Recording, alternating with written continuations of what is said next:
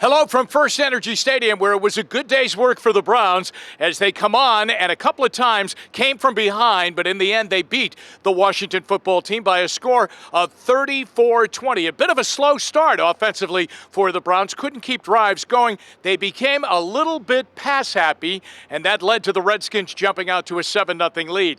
But once the Browns started to do what they realized they do best, run the football with Nick Chubb and Kareem Hunt, they got back on track and led by 10 at the end of the first half. But again, they got pass happy early in the second half, and that turned into a deficit. They went from 10 up to 3 down. But then once again, the alarm clock went off and said, it's time for Nick Chubb to take over the game. And indeed, that's exactly what he did. Chubb over 120 yards in the game rushing and 2 touchdowns, a tremendous zigzagging run in the first half, and an electrifying sweep around the left side of his offensive line in the second half that was good for 20 yards and another score, and that put the game into the win column. But the other thing that showed up on this Sunday was that the defense ended up getting turnovers. For the first time, they intercepted a pass. In fact, they got 3 off of Dwayne Haskins. All of those interceptions turned into points. They also picked up 2 fumbles, the second coming on an amazing strip sack by Myles Garrett.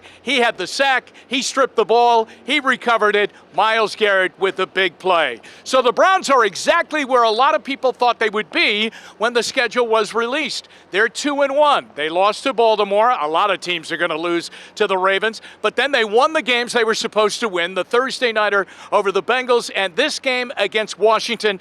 But now it gets real. And so on the road next Sunday, the Browns have to realize they'll have to play better, in fact, much better, and they'll have to be more even-steven offensively and defensively when they go to Dallas and take on the Cowboys. But they go there with a winning record for the first time since 2014. They're up and over the 500 mark.